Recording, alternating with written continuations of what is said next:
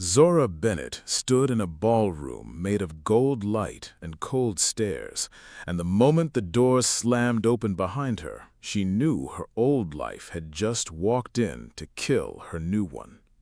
"That is our daughter!" her mother screamed, pushing past two security guards in tuxedos. "She stole money from this family!" 300 of Seoul's wealthiest people turned their heads at once. Camera flashes exploded like gunfire. Somewhere near the Champagne Tower, a reporter already had her phone raised, recording. Zora did not move. Beside her, Do-Hyun Kang, the 34-year-old chairman of Kang Holdings and the youngest billionaire in South Korea, placed a steady hand at the small of her back. He did not flinch. He did not look embarrassed. He simply turned his head slightly, studying the four people now being restrained by security, and asked her one quiet question. "Do you want them to be removed?" Zora did not answer right away. She was looking at her mother, Yvonne, whose mascara had already started to run. She was looking at her brother, Desmond, red-faced and pointing at her like she was a criminal on trial. She was looking at her sister, Renata, clutching a designer purse Zora herself had paid for 2 years ago. And she was looking at her uncle Cornell, who, of all things, had brought a Bible with him, as if he intended to perform an exorcism in the middle of an engagement banquet. 3 months ago, these same 4 people had been calling her every single week asking for money. Now they were screaming that she had stolen from them. The room held its breath. Zora finally spoke, and her voice did not shake. "No," she said. "Let them stay. Let them watch." Cut to black. 90 days earlier, Zora Bennett was setting an alarm for 4:50 in the morning, and she had no idea that her life was about to split in two. She lived in a 1-bedroom apartment in Atlanta with a mattress that dipped in the middle and a refrigerator that hummed too loudly at night. She worked as a junior accountant from 8 to 4, stocked shelves at a grocery store from 5 to 9, and on weekends she did tax consulting for anyone willing to pay cash. She was 31 years old, and she could not remember the last time she had gone an entire week without checking her bank balance out of fear rather than curiosity. Her phone rang before her alarm even finished vibrating. She already knew who it was. "Good morning, Mom," she answered before her mother could say a single word. "Did your check come in yet?" Yvonne asked, skipping every greeting she had ever been taught to say. Zora sat up in bed and rubbed her eyes. "It comes in tomorrow." "Well, when it does, I need $400 for the light bill. They are about to cut it off." "You said that last month, too." "Zora, did not start with me this early in the morning. I am your mother." Zora exhaled slowly, the kind of exhale that had become a permanent part of her personality. "I will send it when it comes in." The call ended without a thank you.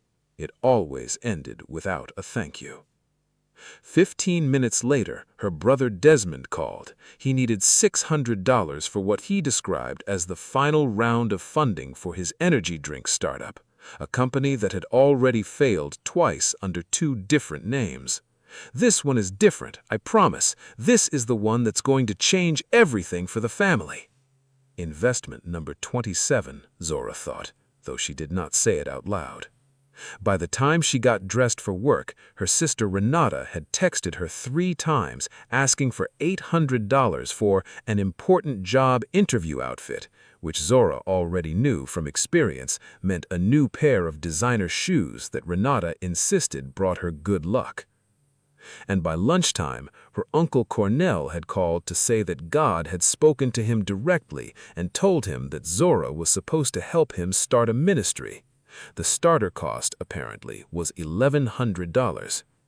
"Uncle Cornell," Zora said, standing in the break room with her sandwich untouched in front of her, "did God also tell you to get a job?" "Do not blaspheme," he replied, completely serious. Zora hung up and looked at her bank app. $18.42. Payday was tomorrow. It was always like this. She worked 3 jobs and somehow never had more than a few dollars to her name, because the moment money touched her account, 4 different hands were already reaching for it. Her grandmother, Odessa, was the only one who never asked her anything. Odessa would simply sit in her rocking chair during family dinners, watching everyone circle Zora like she was a well that never ran dry, and she would say nothing at all. But her eyes said everything. If you are still here, you are officially part of the family. Let me know in the comments where you are watching from. And if you love Afro-Korean stories filled with shocking twists, powerful loyalty, and endings that actually feel earned, like and subscribe so you never miss the next one. That Friday, something strange happened. Zora's phone buzzed with a text message from an unfamiliar number. Flight confirmed. Departure 6:45 p.m. Incheon International. Zora stared at the message for a long moment before deleting it and telling her family she had a finance certification course that would keep her busy on weekends for the next several months. No one asked a single follow-up question. No one ever asked her anything that was not about money. At 6:45 that evening, Zora Bennett boarded a first-class flight to Seoul, South Korea, and for the next 14 hours, nobody in her family had any idea where she was. When she landed at Incheon International Airport, a convoy of 3 black luxury vehicles was already waiting outside the terminal. A driver in a crisp black suit stepped out and bowed deeply. "Welcome home, future Madam Chairman," he said. Zora smiled the way she always smiled when she stepped off that plane, a smile that belonged only to this version of her life, the version her family had never once seen. The car ride took them through the glittering streets of Gangnam, past skyscrapers made of glass and light, until they arrived at a private residence surrounded by high walls and quiet gardens. Waiting at the entrance, dressed simply in a black turtleneck with his hands in his pockets, was Do-Hyun Kang. He did not look like a man worth $12 billion. He looked like a man who had been waiting outside just to see her face the moment she stepped out of the car. "You look tired," he said, instead of hello. "I am tired," Zora admitted. "My family called 11 times today." Do-Hyun's jaw tightened slightly, but he did not press her further. Instead, he reached for her suitcase and said, "Then this weekend you rest. No phones, no family, just you." For 2 days, Zora Bennett existed in a world completely separate from the one waiting for her back in Atlanta. She and Do-Hyun walked through quiet markets where he insisted on buying her street food instead of anything expensive, because he said he wanted to know what made her laugh, not what made her comfortable. He told her jokes in broken English that made her laugh until her stomach hurt. She teased him mercilessly about his terrible taste in music. At one point, without asking, he purchased her a Ferrari. She sold it 3 days later and donated the money to a women's shelter. When Do-Hyun found out, he stared at her, stunned. "You sold my Ferrari." Zora shrugged, completely unbothered. It had terrible gas mileage. He laughed so hard that his assistant, who was driving them at the time, nearly swerved into oncoming traffic. It was during that same weekend, sitting on a balcony overlooking the Han River, that Zora finally asked him the question that had been sitting in her chest for months. "Why do you like me?" she asked. "You could have anyone, actresses, heiresses, women who were raised for this kind of life." Do-Hyun did not answer right away. He looked out at the river for a long moment before turning to her. "Because you have never once asked me for anything. Every person in my life wants something from me. You are the only person who has ever just wanted my time." Zora felt something tighten in her throat. "I want to tell my family about you," she said quietly. "I do not want to keep hiding this." Do-Hyun's expression shifted, something careful and deliberate crossing his face. "Do not tell them yet." "Why not?" He reached for her hand. "Because I want to meet the people who love Zora, not the people who love Kang Holdings. If they know who I am before they know who you truly are to me, we will never know the difference." That single sentence would end up meaning more than either of them understood at the time. Back in Atlanta, the exploitation did not slow down. It got worse. Desmond used Zora's credit card without asking, racking up almost $3,000 in charges for equipment he claimed was for his startup. When she confronted him, he simply said, "You would rather see your own brother fail." Renata opened a store credit card using Zora's social security number, claiming she had borrowed it from an old document Zora had left at their mother's house. When the bill arrived at Zora's apartment, Renata told her she would pay it back eventually. A word in Renata's vocabulary meant never. Yvonne opened 2 utility accounts in Zora's name without her permission, claiming that her own credit was temporarily bad and that Zora, being family, should not mind. And then came the moment that broke something in Zora that had been cracking quietly for years. Yvonne called her sobbing, barely able to speak. "It is your uncle. It is Cornell. The doctors found something. Cancer. They need money for treatment right away." Zora emptied nearly her entire savings account that same afternoon, $4,200, everything she had been carefully building for 2 years, and wired it directly to her mother. 3 weeks later, a cousin posted vacation photos online. Uncle Cornell smiling in front of a casino sign in Las Vegas, a drink in each hand. Zora sat in her apartment staring at her phone screen for almost 20 minutes without moving. There had never been a hospital. There had never been cancer.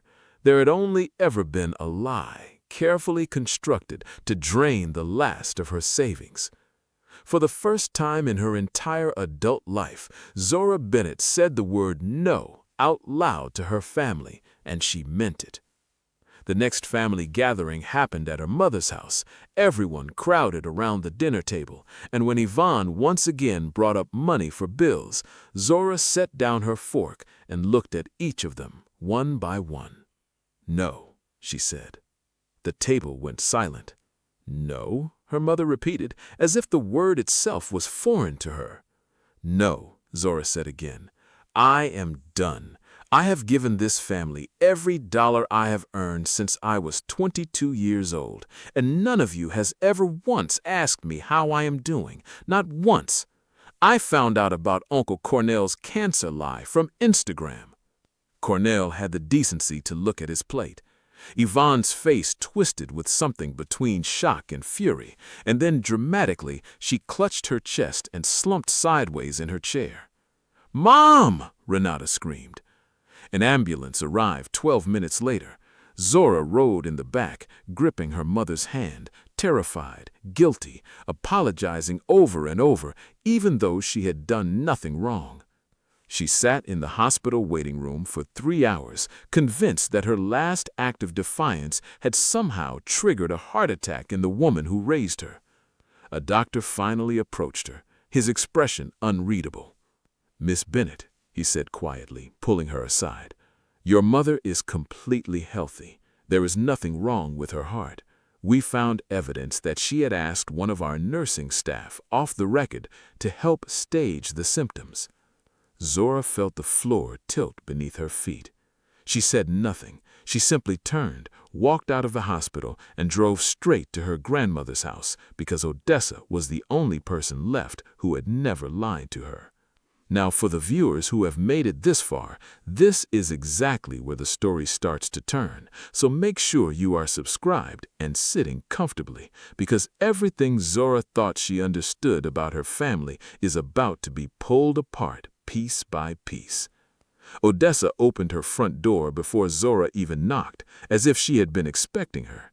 She led her granddaughter inside, sat her down at the kitchen table, and placed a worn cardboard box in front of her. "Open it," Odessa said. Inside were receipts, bank statements, screenshots of text messages, a folder labeled Cornell, medical claim, false, dated years earlier, back when he had run the exact same scheme on a different relative. There were records of every dollar Zora had ever given her family, carefully organized, going back almost a decade. "You knew," Zora whispered. "This whole time, you knew what they were doing to me." "I have been documenting it for 10 years," Odessa said, her voice steady but heavy with something like grief. "I was waiting for the day you finally stopped apologizing for being loved the wrong way." Zora broke down at that kitchen table, and for the first time in years, she allowed herself to cry without holding anything back. That night, she called Do-Hyun and told him everything: the fake cancer, the staged collapse, the identity theft, the years of quiet financial bleeding that no one in her family had ever once acknowledged. He listened without interrupting, without judgment, until she had said every single word she had been carrying. When she finished, he was quiet for a long moment. "You are not their daughter anymore," he finally said. "They are still my family," Zora replied, her voice cracking. "No," Do-Hyun said, gently but firmly. "You misunderstand. You were never their daughter. You were their business model." The words hit her harder than she expected, because they were true.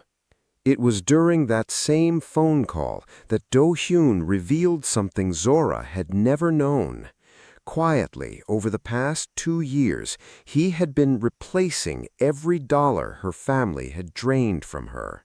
Every fake emergency, every borrowed loan that never returned, every fraudulent charge.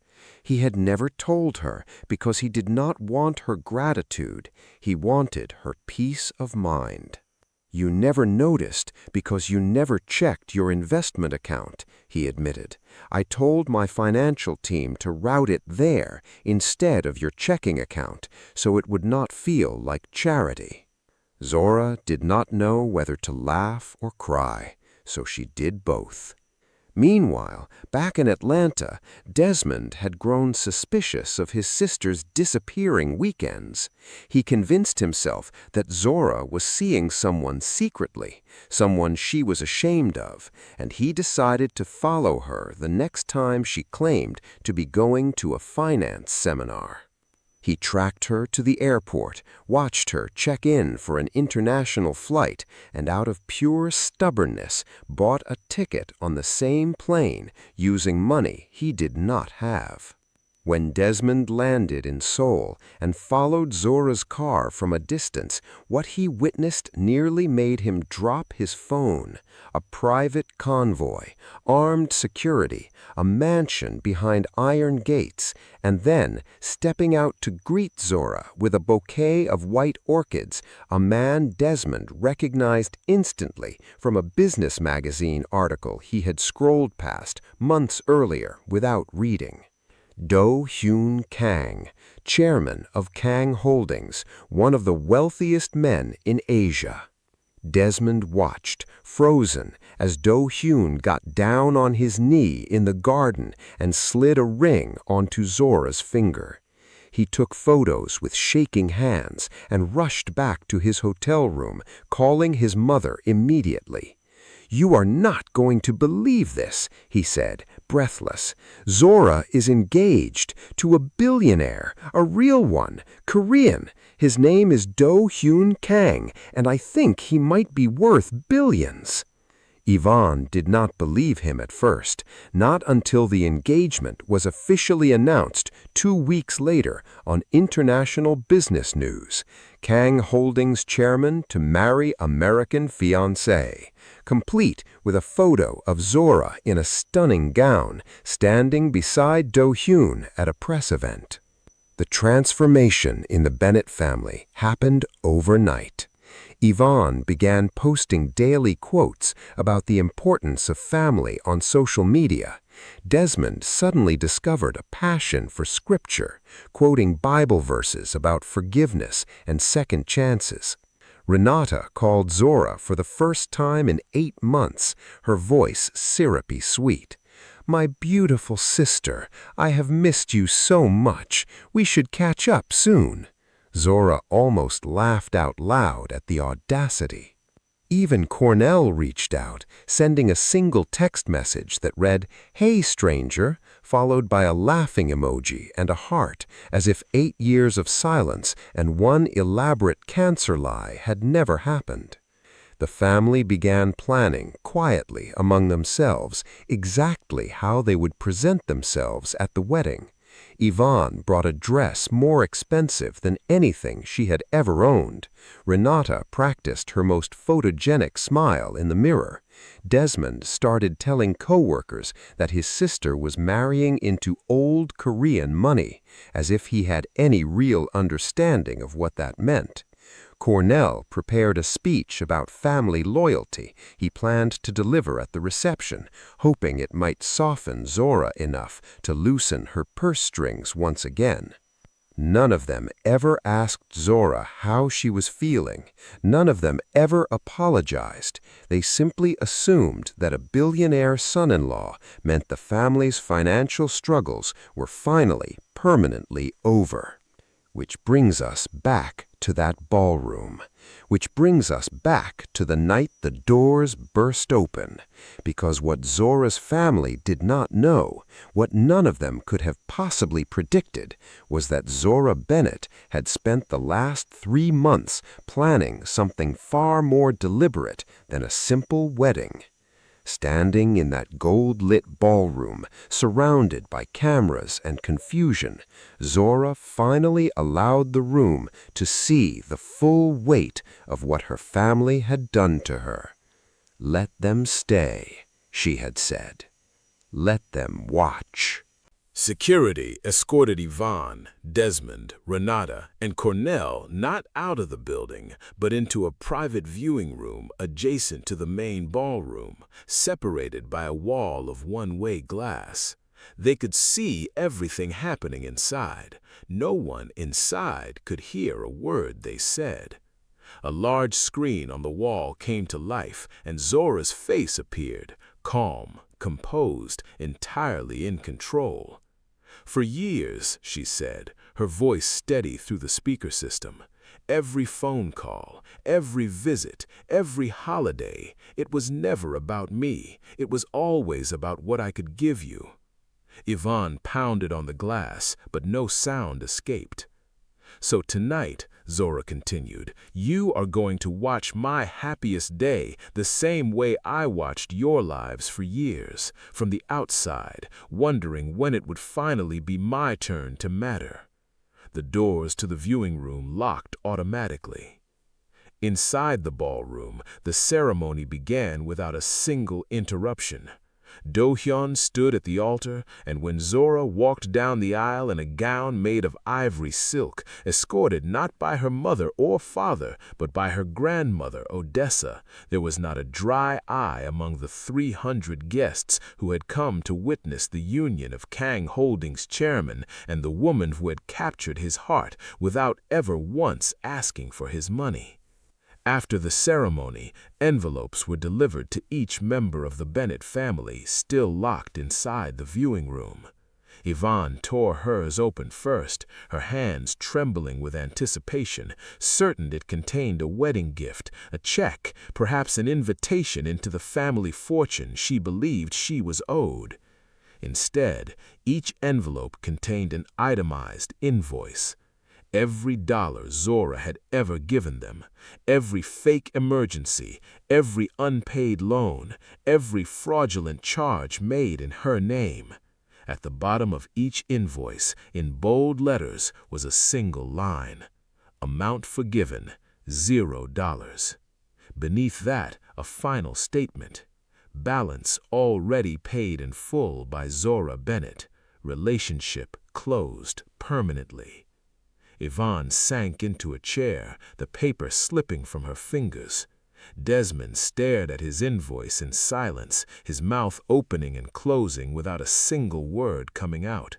Renata began to cry, not out of guilt, but out of the sudden devastating realization that the money had never been the real prize.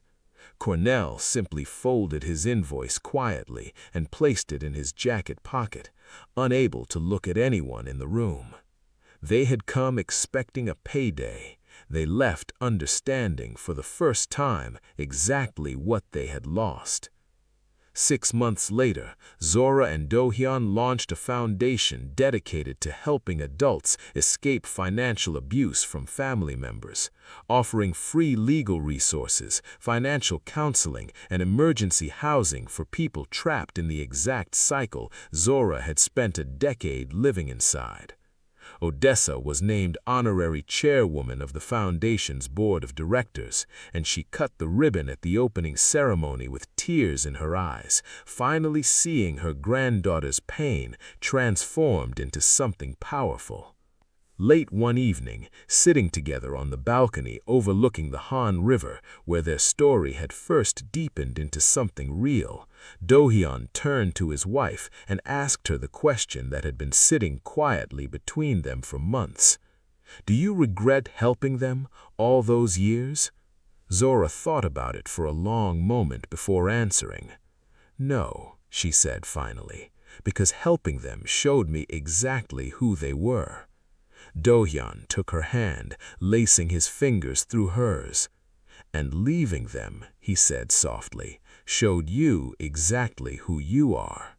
Zora smiled, resting her head against his shoulder as the lights of Seoul stretched out endlessly before them, a city that had once been a secret, now simply her home.